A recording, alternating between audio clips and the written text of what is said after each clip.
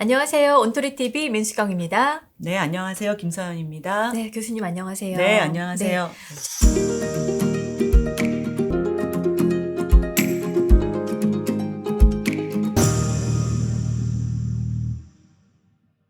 지난 시간에 저희가 이제 트라우마에 대한 어떤 개념, 그리고 트라우마를 어떻게 극복하면 되는지 조금은 포괄적인 이야기들을 했는데, 오늘은 트라우마를 극복하는 방법들을 조금 더 구체적으로 알려주시기로 했어요. 네. 그 많은 분들이 물어보시는 게 애도와 추모 이런 시간이 필요하냐고 물어보세요. 근데 이런 애도하고 추모하는 시간은 사회 심리학적으로도 중요합니다. 왜냐면 이제 어떤 큰 사건이 일어났을 때 우리 국민들이 정말 마음 아파하고 그다음에 이제 피해자 또 희생자에 대해서 우리가 위로의 마음을 전한다는 입장에서요. 예, 물론 이제 그들을 위로하지만 또 한편으로는 우리가 이런 거에 대해서 잊지 않고 기억하겠다라는 게 추모잖아요. 이런 애도하고 추모하는 게 이제 먼저고요. 두 번째 이제 이런 피해자 또 목격자 그 외에 이제 여러 이제 트라우마를 겪는 분들이 이제 하는 방법 중을 좀 약간의 이제 포괄적으로 본다면 첫 번째는 우리가 인정을 해야 될 것 같아요. 근데 이 인정은 뭐냐면 네 잘못이야가 아니라 누구 잘못도 아니고 너에게 온 하나의 사건일 뿐이야. 그쵸? 내가 오늘 학교를 가려고 하다가 오토바이와 부딪혔어요. 이건 내가 뭐 계획하고 그쪽을 돌아가야 되고 뭐 이게 아니잖아요. 어쩔 수 없이 이런 사건이 생긴 거니까 우리는 이거는 너의 잘못이 아니야. 먼저 이제 인정해 줄 필요가 있고요. 인식하고 표현하고 나타내야 될 것 같아요. 예를 들면 난 이 사건을 너무 화가 나고 슬프고 울어. 그럼 감정 표현을 충분히 할 수 있도록 시간을 줘야 돼요. 참아, 극복해야 돼. 뭐 이거는 너랑 나랑만 알자. 뭐 이런 게 아니라 충분히 그 이제 피해자들이 인식하고 슬퍼하고 할 수 있는 걸 이제 억눌린 감정을 좀 표현할 수 있도록 옆에서 좀 지켜봐 주셔야 되고요. 약간의 이상한 반응들, 평소 때 하지 못하는 행동들이 나타나도 이해를 해 주시고 이제 옆에서 가만히 좀 지켜봐 주시는 게 좋을 것 같고요. 피해자, 희생자들, 그다음에 이제 목격자들, 이렇게 트라우마를 겪는 분들이 이제 나와 만나는 시간이 있어요. 네, 내 안에서 목소리가 들리고, 아니, 그 환청 뭐 이런 게 아니라 나의 이제 그 소리를 듣고 내가 느끼는 감정을 인식하는 시기가 좀 되거든요.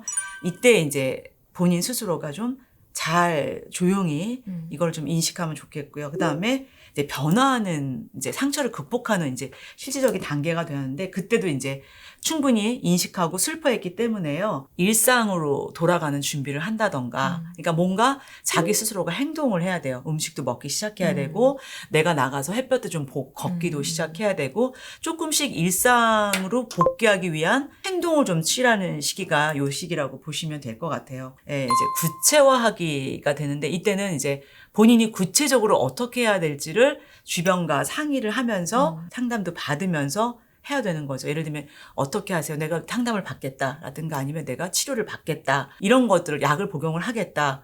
뭐 이렇게 이제 구체적으로 행동하는 시기. 물론 이제 어눌하고 완벽하진 않겠지만 그래도 일단 내가 어떻게 일상으로 돌아갈 것인지 좀 더 구체화해야 되고요. 그리고 이제 다섯 번째가 사실 극복하는 단계인데 이때 이제 잘 극복하신 분들은 외상 후 성장이라고 해서요. 회복 탄력성이라는 게 더 강화됩니다. 그래서 우리 예전에 이제 어르신들이 이제 하신 말씀 중에 어려움을 잘 극복하면 이 사람이 내공이 쌓이고 더 건강하고 더 훌륭한 사람이 돼 하는 게 이제 5단계인데 우리는 1단계부터 4단계를 다 건너뛰고 그냥 5단계로 가라고 하니까 이게 이제 감정 억눌렸죠. 뭐 어떻게 해야 될 방법도 모르죠. 이러다 보니까 힘들어지는 거예요. 요즘에 리질리언스라고 해가지고 스프링처럼 다시 한번 탄력성을 갖고 이거를 극복하고 나가는 이제 이 단계까지 오는 게 굉장히 중요하고 이 정도까지 간다면 사건 사고를 굉장히 뛰어넘은 큰 인물이 되는 거죠. 그래서 예를 들면 우리가 뭐 위인전을 볼 때도 보면은 우리가 상상할 수 없는 일들을 다 사실 극복하고 일상으로 돌아간 굉장히 그런 분들 훌륭하다고 생각하고 인격을 또 존경하는 것처럼 사실 우리에게도 이런 큰 사건 이후에 이렇게 될 수도 있어요. 그렇지만 1단계부터 4단계까지 이런 과정을 조금 옆에서 도와야 되고 근데 이게 부족하다 보니까 아무래도 이제 갑자기 이걸 극복하기에는 너무 과한 걸 될 수가 있죠. 자, 한국이 트라우마 사회로 들어왔다라는 이야기들을 요즘 종종 듣게 되는데 왜 이렇게 된 건가요? 네. 아무래도 한국이 다른 나라에 비해서 짧은 시간에 가장 빨리 성장을 하고, 그쵸? 작년에 이제 선진국이라는 이런 이제 호칭도 이제 받게 됐는데, 근데 경제적으로 성장을 하다 보니까 개인이 문화, 예술, 뭐 여러 가지 인문학적인 또 개인의 여러 가지 이런 것들이 성장할 시간이 많이 부족한 상태였어요. 그런데 이런 성장 가운데 우리가 접해보지 않은 사건, 사고가 일어나는 거예요. 예전에 그냥 넘어갔던 일이 시간이 지나고 보니까 역사적으로 큰 사건이었던 거. 그쵸. 위안부 관련된 일들. 해결되지 못한 역사적인 사건들. 예, 그리고 작은 사건들 또 막 일어나고, 또 하나 이번에 이제 이태원 참사처럼 거리에서 압살하는 거는 사실 우리가 생각지도 못했던 거잖아요. 우리가 몇 년 전만 해도 부모와 자녀와 손자, 손녀와 이렇게 좀 그래도 같이 사는 분위기였잖아요. 그러다 보니까 이런 사건이 있을 때 주변에서 위로도 많이 해주고 경험이 풍부하다 보니까 이렇게 조언하는 가족과 주변 사람이 많았어요. 근데 최근에 보세요. 1인 가족이 정말 지금 50%를 차지하고 있고, 마음을 털어놓을 수 있는 털어놓을 사람도 사람도 없고. 없는 거예요. 그러니까 믿지도 못하고 위로도 안 되고, 또 사실 지금 코로나 이후에, 팬데믹 이후에 너무 어려운 상황이 됐잖아요. 개인 정신적인 심리적인 것도 어렵지만 경제적인 상황도 어렵고, 이러다 보니까 이런 사회가 계속 이제 트라우마 사회가 돼버리는 거죠. 네. 되게 좀 걱정스러운데요. 걱정스러워요. 특히 우리 이제 청년들, 결혼도 해야 되고, 직장도 가져야 되고, 또 이 사회에 적응도 해야 되고, 또 미래도 꿈꿔야 되고, 이런 상황에서 이런 이제 트라우마가 이제 좀 있는 한국 사회이다 보니까 더 우리가 관심 갖고 기성세대들 우리들이 좀 많이 도와줘야 될 것 같습니다. 네. 네.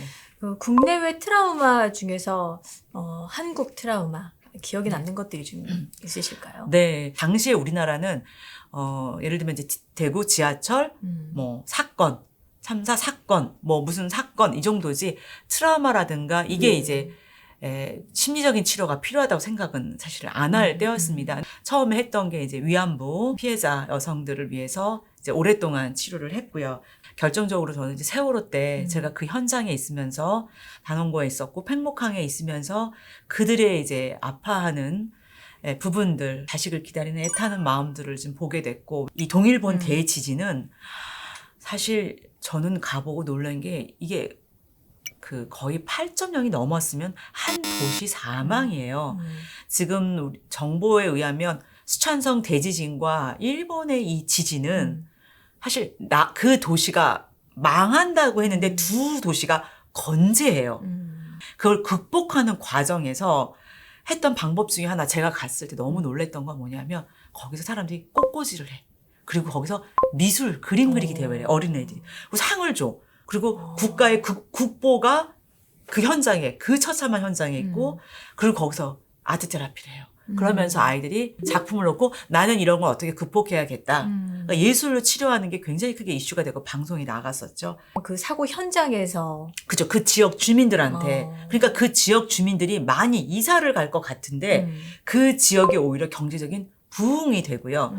그래서 제가 이제 일본의 그 사건 때 이제 최초로 동양에서 일본이 생기고, 그다음에 미국이 이제 트라우마 센터가 생기고, 중국이 트라우마 센터가 생기는 것에 이제 직접 있으면서 참 감동적이었어요. 이제는 이게 우리나라에서도 좀 하나씩 이루어져야 되지 않을까라는 생각을 해봅니다. 네. 뭐 개인뿐만 아니라 사회가 이런 큰 사건 사고 후에 어떻게 대처해야 된다고 보세요? 우리 사회가 참 좋은 것 중에 하나는 정의라는 거예요. 어제 제가 청년들하고 이야기를 나누다가 네. 그 얘기를 했어요. 옛날에는 이렇게 가다가 이게 목이 마르면 아무데나 들어가서 뭐 우체국을 들어가든가 뭐 주유소에 들어가서 아저씨 물 한 잔 주세요 막 이래. 부모님들도 옆집에 아이를 맡기기도 하고 그쵸. 막 서로가 이렇게 좀 이렇게 관심을 가졌잖아요. 그런데 요즘 사회는 사실 그렇지 않잖아요. 그래서 우리 사회가 갖고 있던 따뜻한 정의, 사실 좀 관심, 이게 더 이제 필요한 사회가 됐고요. 그 다음에 사건이 생겼을 때 저희가 전 시간에 얘기한 것처럼 2차 가해를 하면 안 될 것 같아요. 거기 왜 갔니? 거기는 어떻게 해서 하게 됐니? 그러니까 그런 것들을 따지는 게 아니라 트라우마 극복하는데 가장 기본은 너의 잘못이 아니야. 이거는 어쩔 수 없는 사건, 사고였어. 라는 안심을 시켜주고, 우리가 거기에 대한 죄책감을 느끼지 않게 하는 거, 그다음에 충분히 애도할 수 있는 시간을 주는 거, 그다음에 우리가 구체적으로 도울 때 무엇이 필요한지를 좀 도와줄 수 있어야 될 것 같아요.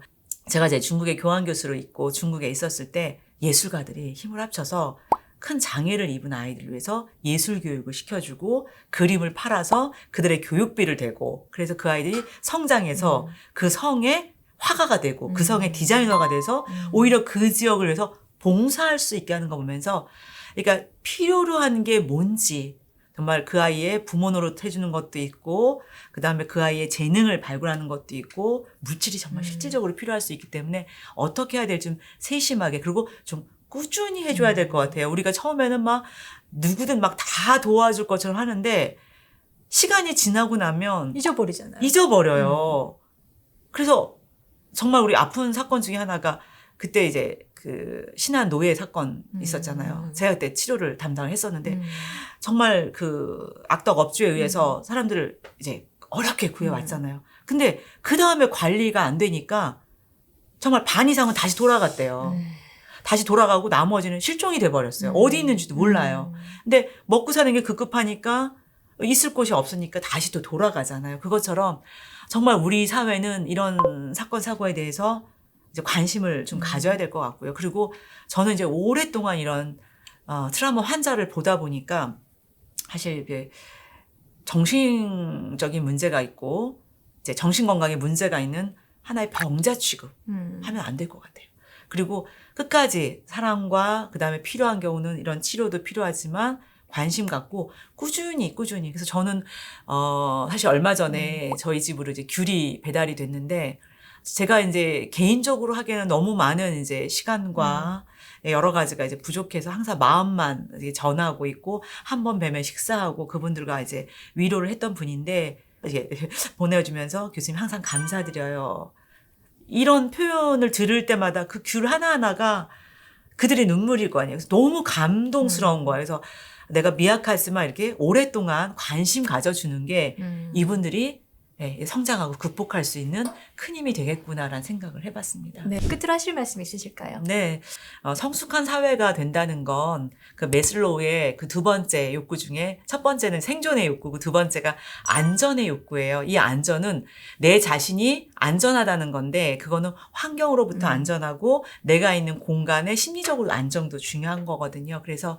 우리 사회가 성숙해지기 위해서는 나도 안전하고 내 이웃도 안전하고 우리 사회가 안전해야겠다. 그래서 이런 큰 이제 사건 사고가 날 때마다 좀 성숙하게 대처하는 방법들을 익혀간다면 우리가 갖고 있는 저력이 있잖아요. 그래서 한국 사회가 더 성장할 거란 생각을 해보고 꼭 필요한 시점이라고 생각이 듭니다. 네, 교수님 오늘 말씀 잘 들었습니다. 네, 고맙습니다. 네, 감사합니다. 네.